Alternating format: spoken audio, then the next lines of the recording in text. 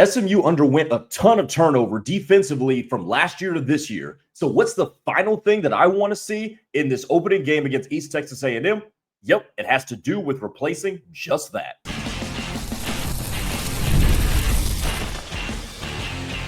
You are Locked On SMU, your daily podcast on the SMU Mustangs, part of the Locked On Podcast Network, your team every day.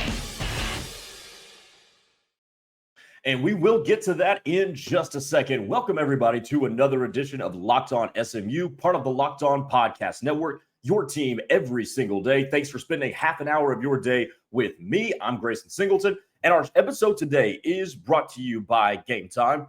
Download the Gametime app, create an account, and use code LOCKEDONCollege for $20 off your first purchase. Coming up on the show today, Craig James is in the news because he called out TCU over the pause. We'll talk about that coming up in about 10 minutes or so. And also, one of the final things that I want to see from the offense and from the Stars in general in the East Texas A&M game. But before we get to all that,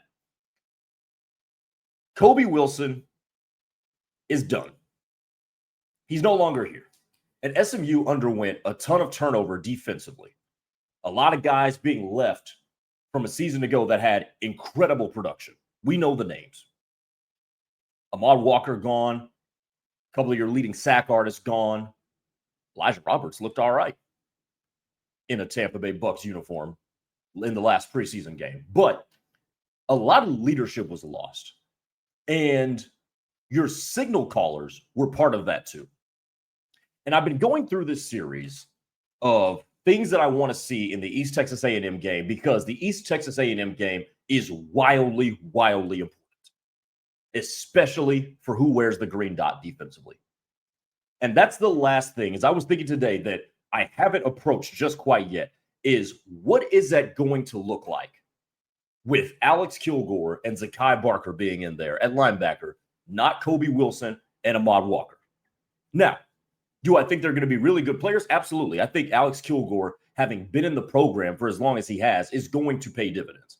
I believe Zakye Barker is an intelligent football player and a smart human being and a heck of a football player at that. I don't want to talk about all that. To me, what I'm looking for is not them being good players, them being good leaders and them being good signal callers and being the relay between the coach and the other 10 players on the field, whoever that is, Barker or Kilgore.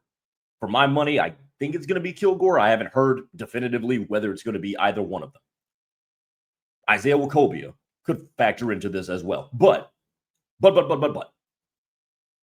it's usually the linebackers that are making the calls. And how efficiently and effectively they get those calls in from the coach to the other 10 on the field is going to be paramount to SMU being able to stand up against some really elite offenses. Keep this in mind. Here's where you will be able to tell how badly SMU is going to miss the two linebackers that departed from a season ago. If you start seeing breakdowns, if you start seeing guys throwing their hands up at each other, we all know the look. Looking around like, wait, you were supposed to be there. You were supposed to, wait, what are we doing? Yeah, exactly. If we start seeing that from watching on our TV screens or watching in the stadium, wherever you might be, if you start seeing that, we've got a problem.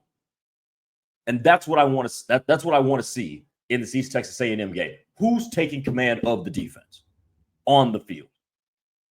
Past the coaching staff. Who's getting everybody lined up? Who's making those checks before the ball is snapped? Who's going back and forth with the quarterback? Who is making sure everybody is crystal clear on their assignments? Because the dudes last year did a bang-up job of it, and SMU's numbers defensively backed that up, that they were a top-to-bottom button-down unit from Scott Simons to all 11 on the field. This SMU defense has a lot of new to it. You're going to have a new nickel. You're going to have new corners on one side. You're going to have two new starting edge rushers, two new starting defensive tackles as well, and two new inside linebackers. That's a lot of new. And when you think about the people who have expressed concerns or a little bit hesitant to have SMU repeating as a top 12 team in the conference, by and large, the turnover on the defense is what has been cited as the cause for concern, and rightfully so. But part of it is, and I talk about this every day as I cover Oklahoma too, is who is going to be the brains of the operation? Because it is hard to replace. I'll tell you this, going into 2026, and if I'm still blessed and privileged to do this show with all of you going into 2026, we're going to have some concerns about who's going to replace Isaiah Wokobia, a premier and perennial captain on this team. Who's going to replace his brain and his heart? And that's what we got to know. Who's going to do that, replacing the two departed linebackers? That's big. And look, is it really hard to determine whether that has been replaced and how it affects certain things? Yes, it is, because it's an intangible. You can't necessarily see how that is going to affect unless you look closely. You'll be able to tell whether it's replaced or whether that's going to be a void that either is going to take a minute to be fixed or never will be. That's what I'm looking for in the East Texas A&M game. Who's up there rallying the troops? Who's up there saying, hey, no, get over there. Make sure you're over there. Dude's got his hands up like, hey, what's the call? What's the call? Hey, that's where you're supposed to be. Got that? Cool. Those sort of things. And the players have to come with that mindset too. And that's what's curious. That it's always curious to me with these games. How locked in are the players? And that's not SMU specific, because it's human nature to see, oh, we're playing East Texas A&M and we got Baylor on the horizon in 7 days. No. You can't look past that, because we got to set good habits today. And how we lead today is going to be the foundation for how we lead when we go up against the big dogs. Because the great teams, the teams that are winning natties, the teams that you're chasing, a la Clemson in the ACC, have established foundational habits. And you've got to match that. And it starts with game one against an opponent that is by talent far inferior. But if they expose that you have inferior habits to the other Power 4 teams, you're in trouble. So that's the last thing, specifically unit specific, that I want to see. We've talked about the running back room. We've talked about freshman wide receivers, what I want to see from the offense flowing, from the offensive line, from the defensive line. Talked about all that. The last thing I want to see is who is the captain and command of the defense?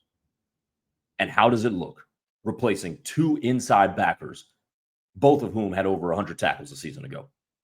All right, off and rolling here on a Friday. Coming up next, Craig James calls out TCU. My thoughts on the pause coming to the Iron Skillet and what this means for the rest of college football. Coming back here on Locked On SMU.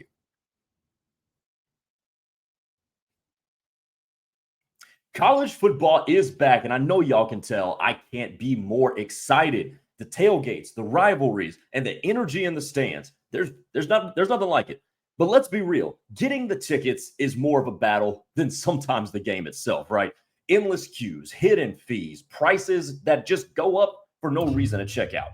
But that's why I use Gametime, the app that gives the advantage back to fans. It's the easiest way to score last-minute tickets at the best prices with no surprise or hidden fees.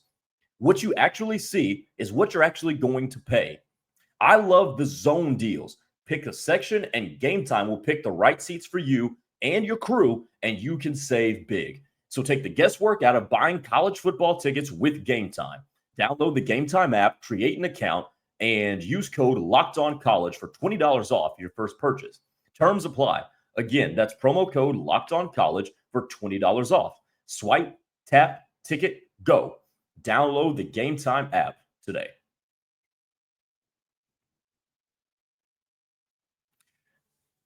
Back here on Locked On SMU, and before we go any further, we have an important request. Locked On wants to hear from you. We've put together a survey to learn more about our listeners and make your favorite podcasts even better. This is your chance to tell us what you like and what you don't, and answer questions about our advertising. Go to lockedonpodcast.com/survey to get started. Everyone who completes a survey will be immediately entered for a chance to win a $100 Amazon gift card. Again, that's lockedonpodcast.com/survey. You can also find the link in the show notes. Thanks so much for helping us out. And thanks so much for listening to the podcast. Since you made it this far, go ahead and subscribe. Subscribe to the channel. Go ahead and click that notification bell so you're notified whenever we release new content. We released a little bit later than usual on yesterday. So thank you guys for hanging out with us on that. But new podcasts come out on the audio side, Spotify, Apple, and wherever you get your podcasts at 8 a.m. Central Time. And new YouTube premieres at noon. Okay. I was going through the internet and I found this on the Fort Worth Star-Telegram. Craig James and Eric Dickerson were meeting, talking about their annual Pony Express Award. And somebody asked the two about the disappearance, or at least the pause, on the Iron Skillet, the game played every year between SMU and TCU. And this is what Craig James had to say. This is going to be explosive. It's unfortunate we are losing some of these familiar rivalries. That's sad. TCU is losing out on this. TCU needs to drop their pride and recognize we need to play SMU. It gives them a chance to play another big game. And it is curious that SMU getting really, really good and the Iron Skillet being paused are happening at the same time.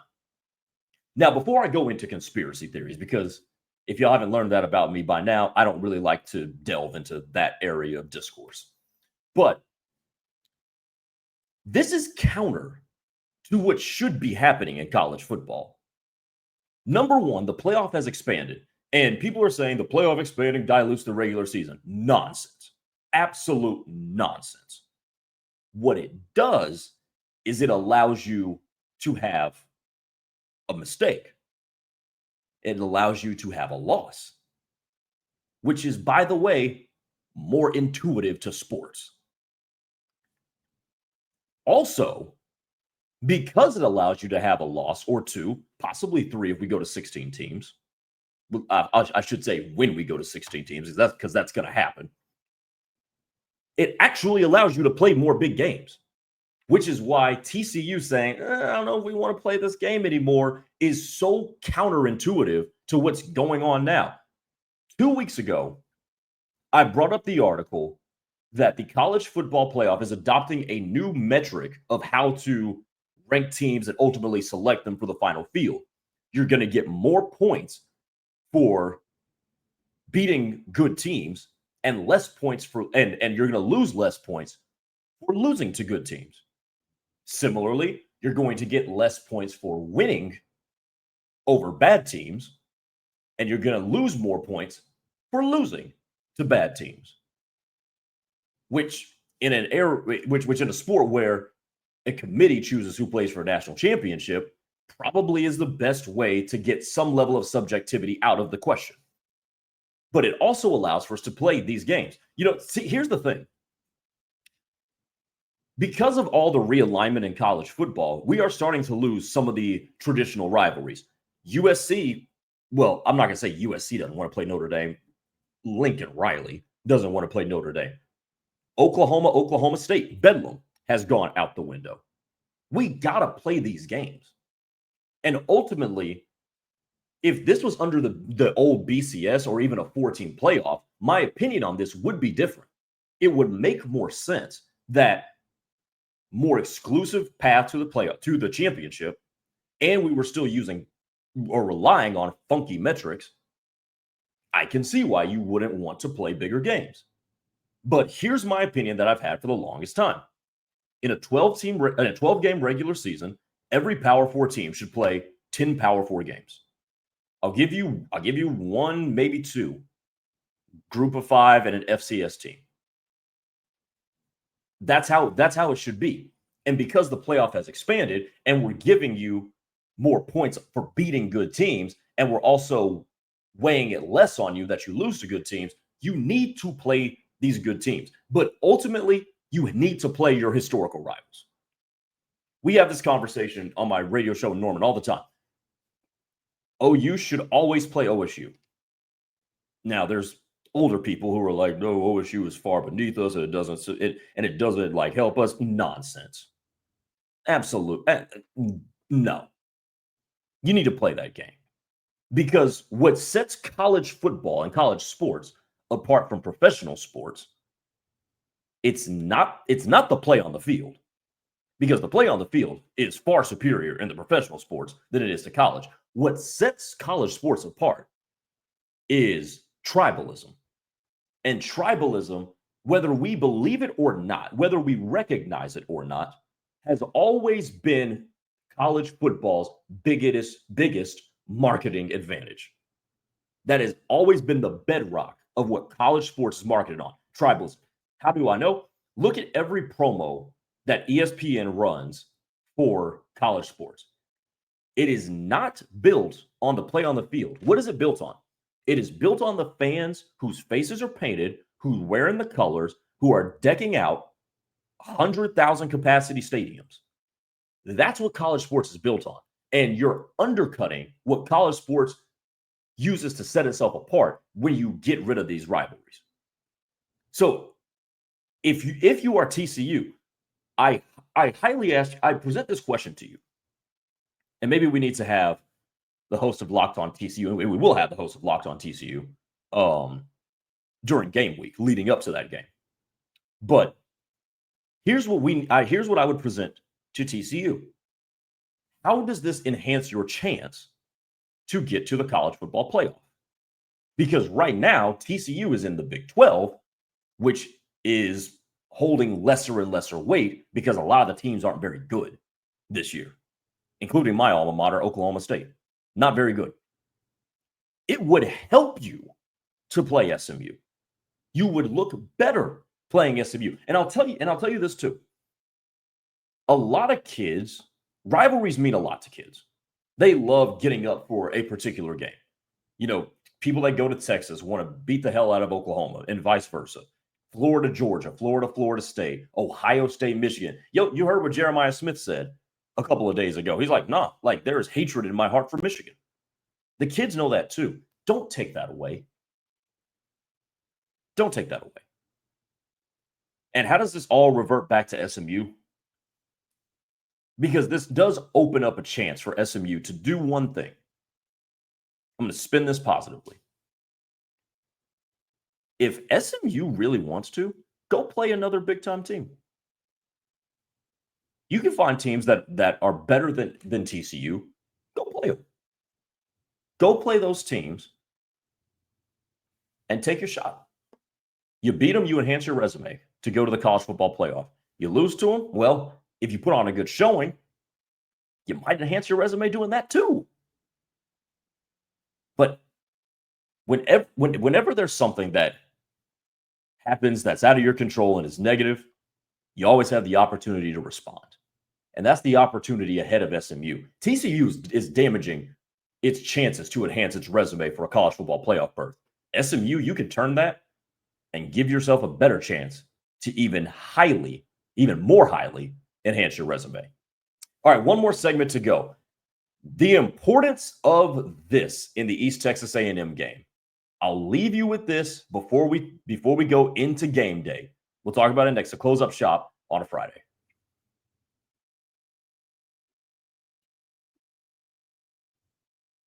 What's up, SMU fans? Are you still paying full price for gas? Stop leaving money behind. Get real cash every time you fill up with the free Upside app. Simply download the free Upside app in the App Store or Google Play Store. Do it right now and start earning cash at the pump today. Use my limited time promo code FOOTBALL and get an extra 25 cents back per gallon on your first fill up. You can make up to $300 a year just from buying the gas you're kind of already going to get anyway. At first, I thought it was too good to be true, but it is totally legit. I've done this myself. Real people are getting paid just to make their daily commutes, and you can too. Plus, you can cash out anytime straight to your bank account or to a PayPal account, or even for an e-gift card to Amazon and other big name brands. Don't let this offer drive on by. Download the free Upside app now using my limited time promo code football for a limited time 25-cent per gallon bonus. That's promo code football. Offers may vary by user and location. Go to upside.com for terms and conditions.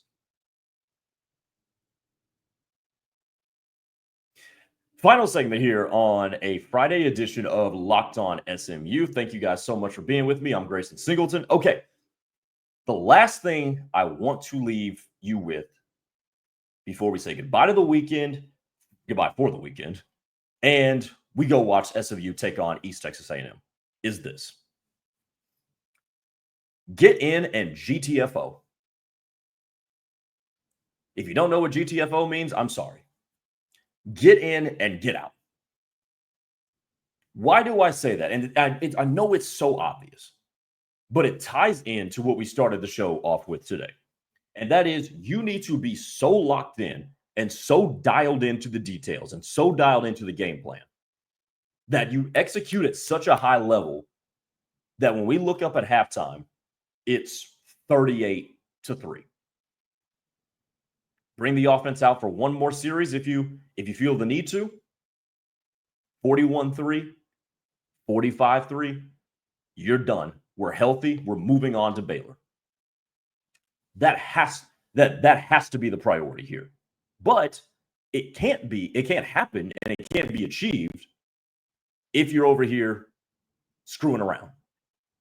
And SMU's got great captain leadership with Kevin Jennings and Isaiah Wacobia, Logan Parr, PJ Williams, I believe, is 1-2. They have great leadership from their captains, but it is incumbent upon them to make sure everybody is dialed in to the simplest of the minutia. The simplest stuff. You got to be dialed in, because what you don't need to see and what you don't need to give the fans a taste of is 3rd down and 4, sack. Somehow we get a bust on the next possession. East Texas A&M goes up 7-0. Don't sleepwalk into this game. This game is not early in the morning. Somehow it's an 8 p.m. kick, which that's kind of surprised me too. When I looked up, I was like, oh, I wonder what time the game is. Oops. 8 p.m. Be dialed in. You'll have all day to do what you need to do. There's no early morning. You take care of your business, get out, shower. You'll have time to go out on the town and do whatever. But for those 3 hours, got to dial in, because you can make those 3 hours, if you're one of the stars, make those 3 hours an hour and a half. That's all the time you need to be out there. Go out there, handle your business. I said, you kill an ant with a sledgehammer. But it starts with your habits. And you may not be able to tell whether SMU is going to be a championship contending team in this game. You will be able to tell if they're not. If what they put on the field as a reflection of preparation and those kinds of habits that are associated with it are bad, that's a major red flag. That is a major red flag to me. And it will take an intervention, and it will take an obscene amount of turnaround and mental lock-in to be a champion if you come out and display poor foundation and poor habits. But if you come out and do display good habits and good preparation, and we're still taking this team seriously, now you've got something you can continue to build on. Because you can't build on anything if you're out there screwing around, because you haven't even put your best foot forward. So we don't even know what to even build on at that point, right? But if you come out with a mindset of attack, I guarantee you there is a talent gap that is as wide as the Atlantic Ocean between SMU and East Texas A&M. And if that's the mentality, you're out of there by middle third quarter. You get to chill out on the sideline for an entire quarter. You get an early start on your rest, early start on your recovery, get your body out of there. We're on to Baylor. Let us see what Ty Hawkins looks like. Let us see what some of the other younger DBs look like. Let us see what some of the younger receivers look like that we talked about yesterday. Get in, get out. Let's get a W. Let's move on. Let's have good vibes. I'll tell you what, man. The time that I was at Oklahoma State as a student, there were a myriad of times where Oklahoma State was playing a vastly inferior team, and the vibes just weren't good coming out of it. They just weren't good. Get some good vibes going, because vibes carry on into the week and carry into the next game. And you're going to need that. Momentum is a real thing. It's kind of there's a weird way we discuss it, but it's a real thing. Momentum and vibes and energy, that's real stuff. And it carries on. And last thing I'll say is this. Football is a week-to-week game. It's not like baseball where 24 hours, maybe even 12 hours later, you have a chance to flush it. Basketball, kind of the same way. Football is a week-to-week thing. You don't want that bad taste in your mouth that, man, we didn't come out locked in for a whole week. Nah, man, you just started school. Go in there, handle your business, get some smiles on the sideline, get out, get ready for the next week, and then we're on to Baylor. Speaking of Baylor, Cam Stewart from Locked On Baylor is going to join us at some point. I believe it's Tuesday. Cam Stewart's going to join us on Tuesday for Locked On SMU. We're going to do another crossover with him. He's a really cool dude. We're going to discuss Baylor versus SMU. But for this week, I'm Grayson Singleton. Thank you so much for tuning in this entire week. Let's go watch some football. Before we go, it's another big moment for Locked On. College football fans, Locked On and Amazon Fire TV present College Football Kickoff, your ultimate college football weekly preview. Drake Toll of Locked On Big 12 leads the conversation, along with two-time AP Coach of the Year Gary Patterson, former college star Jesse Holley, and Locked On's local experts. A college football preview only Locked On can do. Catch College Football Kickoff every Thursday throughout the season, only on Fire TV, and it is going to be fire. Thanks so much for watching. I'm Grayson Singleton. Remember, subscribe to the channel. Go follow us on Spotify and on Apple Podcasts or wherever you get your podcasts. Take it easy, everybody. We'll talk to you on Monday after the first game.